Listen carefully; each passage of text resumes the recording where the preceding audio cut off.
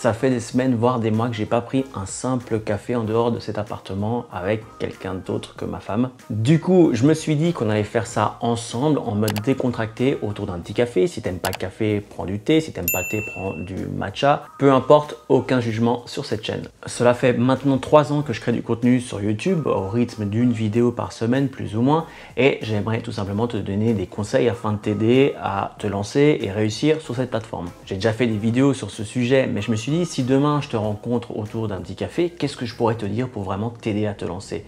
Donc on va voir 6 choses que j'aurais aimé savoir avant de me lancer sur YouTube. Premièrement, va falloir créer du contenu. Alors je sais, ça peut paraître très naïf, très évident dit comme ça, mais je le dis pour une bonne raison. Tellement de gens se retiennent à créer leur première vidéo, tellement ils se posent 36 000 questions. Est-ce que c'est pas trop tard? Est-ce que je vais avoir besoin d'un équipement? Est-ce qu'il me faut absolument une thématique précise? Quel nom je vais devoir donner à ma chaîne? Etc. etc. Toutes ces questions sont en fait des freins que tu vas te mettre tout seul et qui vont t'empêcher de créer ta toute première vidéo. Dis-toi bien que se lancer sur YouTube, c'est vraiment perturbant. On sort complètement de notre zone de confort parce qu'on découvre un nouveau monde, un nouvel univers. Tu vas devoir apprendre à être à l'aise devant la caméra, tu vas devoir apprendre à faire du montage vidéo, à faire des miniatures, à choisir des titres.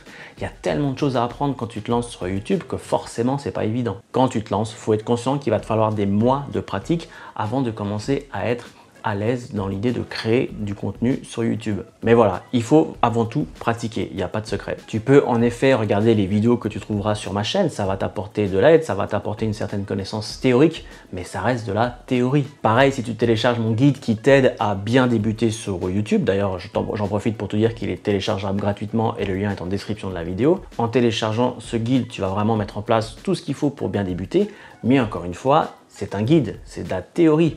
Il faut vraiment qu'ensuite tu passes à la pratique, que tu appliques ce que je t'explique dans le guide. Vraiment, il n'y a pas de miracle. Mets-toi au travail, crée du contenu aussi régulièrement que tu le peux. C'est vraiment comme tout, la pratique transforme des doutes en connaissances, en habitude. Donc plus tu crées du contenu, plus tu seras habitué à créer du contenu, plus ça ira facilement pour toi. Sur cette chaîne, j'ai beaucoup parlé de thématiques et c'est vrai que c'est très important pour vraiment faire décoller une chaîne parce que si tu crées tout le contenu qui passe par la tête, tu vas pas donner une raison assez forte à tes abonnés pour s'abonner à ta chaîne. Mais encore une fois, ça ne doit pas être un frein pour te lancer. Moi, j'ai commencé tout simplement en créant le contenu qui me passait par la tête, en créant le contenu que j'avais envie de créer. L'important au tout début, c'est pas d'avoir une thématique. L'important au tout début, c'est tout simplement de créer du contenu. Donc vraiment, ne laisse pas cette histoire de thématique te mettre des bâtons dans les roues. De manière générale, j'aime bien dire que tant que tu passes plus de temps à consommer, à regarder des vidéos YouTube, que tu ne passes du temps à créer des vidéos YouTube, c'est que c'est pas bon. Tu dois inverser cette tendance. Lance-toi. Fonce, crée ta chaîne, toutes les questions que tu te poses, elles auront une réponse un jour. Mais vraiment, lance-toi, commence pas à te freiner tout seul par toutes ces questions qui finalement n'ont pas lieu d'être en fait.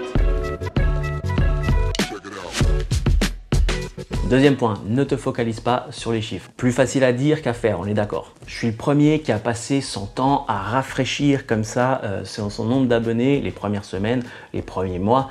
C'était la première chose que je faisais le matin en me levant, c'était la dernière chose que je faisais avant de me coucher. J'étais comme un accro en fait, tout le temps en train de réfléchir, de voir si j'avais gagné un abonné. Le souci avec ça, c'est que ça va t'apporter énormément de frustration. Sur YouTube, le succès se fait sur le long terme, donc n'espère pas décoller dès les premières semaines, dès les premiers mois, même j'ai envie de dire. Il y en a que ça arrive, tant mieux pour eux, mais dans la majorité des cas, il faut au minimum, moi il m'a fallu 6 mois par exemple pour atteindre mes 100 premiers abonnés. Donc tout le temps que j'ai passé à refresh, imagine la frustration que j'ai eue à ce moment-là. Au tout début, vraiment les abonnés, je les ai comptés au compte-gouttes. J'en avais peut-être 1, 2 par jour, tout d'un coup j'avais un pic de 10 abonnés, mais c'était vraiment très plat. Donc si tu te focalises sur ce nombre d'abonnés, sur son nombre de vues, tu vas vite abandonner. On va prendre mon exemple. Comme tu peux le voir, pendant un long moment, ça a stagné. Vraiment, pendant un long moment, ça a stagné. Et puis, tout d'un coup, l'algorithme a commencé à jouer en mon faveur et ma chaîne a commencé à décoller. Mais imagine 2 secondes si j'avais arrêté à ce moment-là. Je me serais arrêté juste avant que ma chaîne ne décolle. Et donc, j'aurais fait tout ce travail pour rien. J'aimerais ajouter que si tu te focalises sur tes abonnés, tu vas commencer à créer du contenu pour les mauvaises raisons. Tu vas te retrouver à créer uniquement le contenu que veulent voir les gens, alors qu'il faut également que tu penses à ce que tu aimes faire, tes passions et le message que tu as envie de transmettre. L'idéal et ce qui fait vraiment le succès d'une chaîne YouTube est finalement quand le contenu que tu crées est celui que tu as envie de faire et celui que veulent voir les gens. C'est la jonction de ces deux choses qui fait qu'une chaîne décolle vraiment. Plutôt que de te focaliser sur les abonnés et les vues, commence à prendre le réflexe de regarder les statistiques de tes vidéos. Pas besoin d'y passer des heures non plus. Moi par exemple, j'aime bien regarder de temps en temps la progression qu'a fait la dernière vidéo que j'ai publiée. Ça me permet de juger mon travail au fur et à mesure. Est-ce que la dernière vidéo que j'ai publiée est moins bonne ou meilleure en termes de performance, de vues que ce que je fais d'habitude? Si je prends l'exemple du bilan 2020 que j'ai sorti la semaine dernière, elle a fait un lancement désastreux. En effet, j'ai 4 fois moins de vues que d'habitude, mais d'un côté, je m'y attendais un peu. Avec le temps, j'ai appris à connaître mon audience. Elle est là, elle s'est abonnée à ma chaîne pour avoir des astuces YouTube. Donc elle s'en fout un peu quand je parle de ma vie, quand je parle de ce qui s'est passé dans l'année 2020, ce qui est d'un côté normal. En revanche, quand je regarde la rétention de cette vidéo, je peux m'apercevoir que vers la fin de la vidéo, j'ai beaucoup plus de trafic. Et quand je vois à quoi correspond cette période de la vidéo, c'est quand je parle justement d'argent, quand je parle de combien j'ai gagné grâce à YouTube. Donc, conclusion, tout le monde s'en fout quand je parle de quels sont mes objectifs et autres, mais ça intéresse du monde de savoir combien j'ai gagné d'argent grâce à YouTube. Donc, c'est une thématique que je vais pouvoir exploiter par la suite. Donc, au final, même une vidéo qui a fait très peu de vues, continue de m'apporter de l'information nécessaire pour continuer à faire du meilleur contenu par la suite. Troisième conseil, tu n'es rien sans ton audience. Un programme TV est déprogrammé d'une chaîne s'il n'a pas l'audimat nécessaire. Sur YouTube, c'est le même principe. Si tu ne trouves pas une audience qui s'intéresse à ton contenu, tu es juste un mec ou une fille qui parle devant une caméra. Prends le temps de t'intéresser aux gens qui regardent ton contenu. Passe du temps à répondre aux commentaires. C'est tout aussi important que de créer du contenu. On a tous tendance à se braquer quand on reçoit un message un peu négatif, mais il faut essayer de trouver un peu le message constructif qui se cache derrière. Si ça se trouve, quand on te dit que la qualité est pourrie, essaie de dire qu'est-ce que tu pourrais faire pour augmenter justement la qualité audio de tes vidéos. C'est vraiment dans les retours de mes abonnés que j'ai trouvé les clés nécessaires pour améliorer mon contenu. Dans ma thématique qui est le marketing de manière générale, je vois beaucoup de gens qui essaient de vendre leurs services à travers les réseaux sociaux. Donc ils ont essayé Facebook, ça n'a pas marché. Ils ont essayé Instagram, ça n'a pas marché. Ensuite, ils se disent, bon, on va faire comme Nico, on va se lancer sur YouTube. Ils font 2-3 vidéos, ils font ça pendant quelques mois, puis ensuite ils reviennent vers moi en me disant, ah, mais en fait YouTube c'est tout aussi pourri que les autres réseaux sociaux. Bon, déjà, tu l'auras compris, le succès au bout de 2-3 vidéos, ça n'existe pas sur YouTube, il faut vraiment persévérer. Et dans ce cas précis, c'est pas les réseaux sociaux le problème, c'est leur façon à eux de communiquer sur ces réseaux. Ils mettent en avant leur expertise, leur connaissance, toute leur science, peu importe, mais à aucun moment ils se demandent si l'autre personne qui est de l'autre côté de la caméra comprend quelque chose, si vraiment elle capte le message qu'on essaie de transmettre. Imagine-toi maintenant sur Netflix. Tu vas choisir ta série ou ton film en fonction de tes goûts, en fonction de ce que tu as envie de voir. Moi par exemple, je suis fan de Batman. Une fois par an, je me refais la trilogie des Nolan. Pas de jugement sur la chaîne, on avait dit. J'ai pas envie de voir une pâle imitation de ce film qui fait tout comme ce film, mais qui le fait en moins bien. Mais pourquoi pas un autre film de Batman fait par un autre producteur qui reprend un autre bout d'histoire, qui reprend la même histoire mais vue d'un point de vue différent. Bref, quelque chose qui pourrait m'apporter une autre vision du même contenu. Là, ça peut être vraiment très intéressant. Et sur YouTube, c'est exactement le même principe. Si tu crées le contenu que tout le monde a déjà vu 1000 fois, il y a très peu de chances que ta chaîne commence vraiment à grossir. Si maintenant tu proposes un contenu nouveau, ou tu proposes un contenu qui est un peu différent de ce qui existe déjà, là, tu as beaucoup plus de chances de te faire remarquer. Moi, sur cette chaîne, au bout d'un moment, je me suis dit, ok, j'ai envie de parler de business en ligne. Mais je me suis différencié de toutes les autres chaînes qui parlent déjà de business en ligne. Je me suis dit, ok, on va parler de business en ligne, mais uniquement à travers le développement de chaînes YouTube. C'est ce qui me permet de me différencier des autres chaînes qui existent déjà. Quatrième conseil, tu n'as pas besoin d'un matériel professionnel. La plus grosse erreur que tu puisses faire est de penser qu'il te faut un studio professionnel pour tourner tes vidéos YouTube. On a tous commencé dans notre chambre à coucher, dans un garage, dans un petit bout de chambre d'une pièce de quelque part qui traîne. Regarde d'où je me filme. Si je tends le pied, je touche le lit. Quand j'ai commencé, je me filmais depuis mon bureau. Ou plutôt, c'était la pièce dressing dans laquelle on a ajouté un bureau. Ma première vidéo était complètement foireuse. J'avais des livres de cuisine derrière moi. Je ne savais pas où me placer, comment me tenir, comment être devant la caméra, quoi faire de mes mains. En toute honnêteté, pour mes premières vidéos, à chaque fois je finissais sous la douche, tellement je transpirais, tellement j'étais stressé par ça, quoi. Cette première vidéo est la pire vidéo que j'ai pu faire, mais en même temps c'est la vidéo dont je suis le plus fier parce que c'est la toute première vidéo. C'est celle qui m'a permis de me lancer finalement. Quand on se lance, on a tous le même réflexe. On se dit, ok, j'ai besoin de quoi?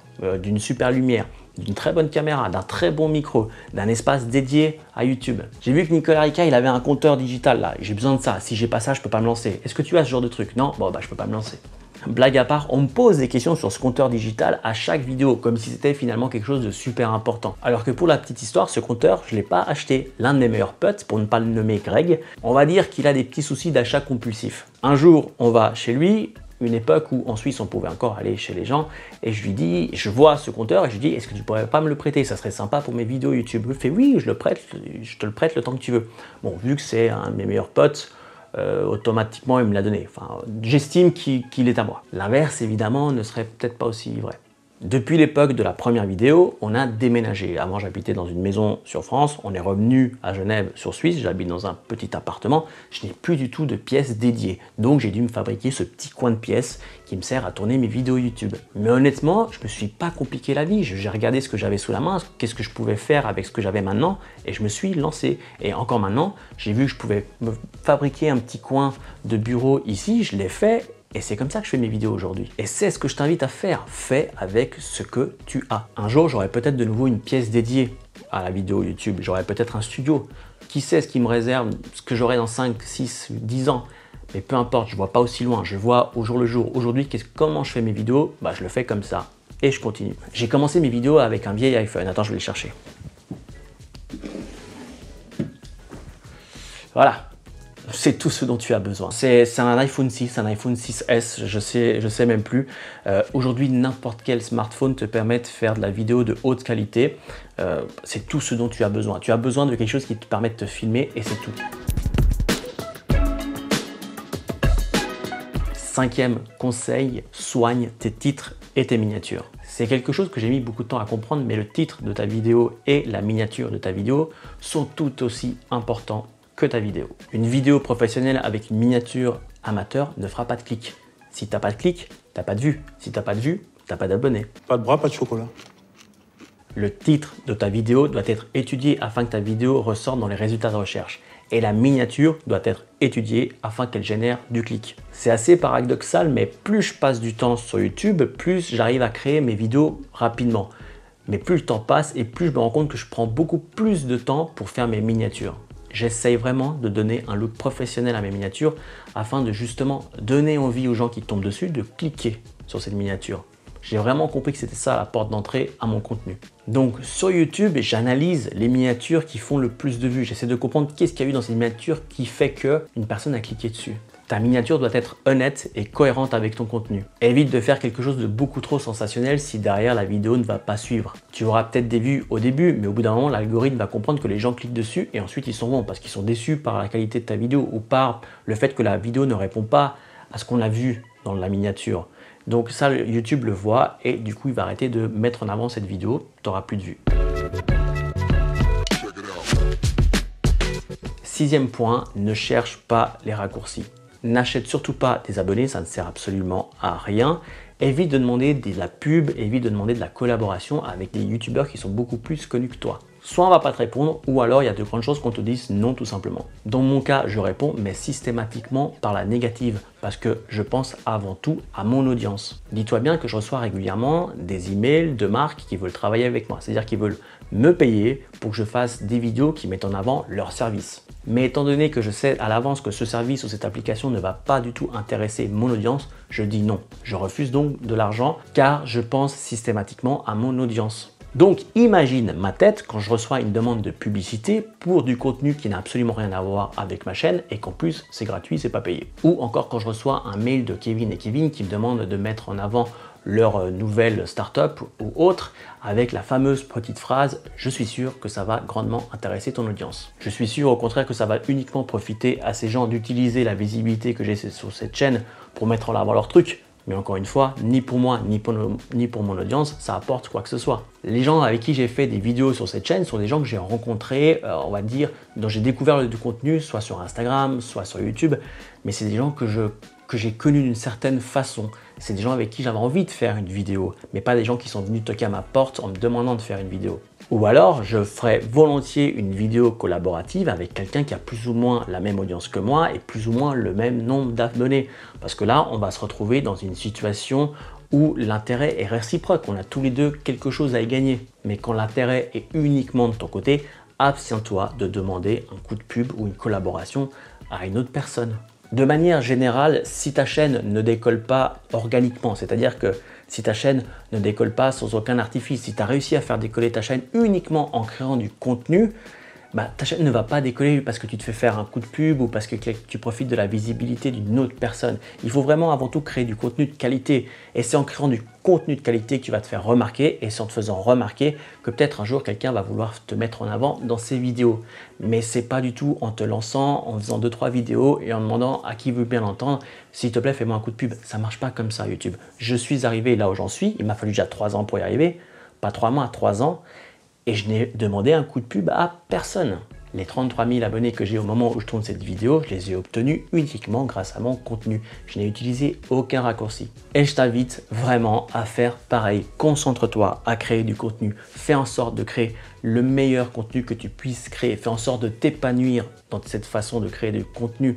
C'est vraiment en y trouvant un épanouissement, c'est vraiment en y trouvant de la passion à faire du contenu sur YouTube que tu vas vraiment décoller sur YouTube. C'est le meilleur conseil que je peux te donner. Crée du contenu, sois régulier, essaie d'appliquer les différents conseils que je viens de te donner et tu verras que tu vas commencer petit à petit à avoir de plus en plus d'abonnés, de plus en plus de vues, jusqu'au moment où tout devient de plus en plus exponentiel. Attends, c'est comme ça, voilà, c'est comme ça face à la caméra. Et c'est ça le succès sur YouTube. D'un côté, dit comme ça paraît très simple, ça l'est, mais dans la pratique, c'est beaucoup plus compliqué. Mais pourquoi c'est compliqué? Parce qu'il faut s'accrocher, parce qu'il va falloir passer des semaines, voire des mois. Moi, dans mon cas, comme je t'ai dit, il m'a fallu 6 mois pour avoir mes 100 premiers abonnés.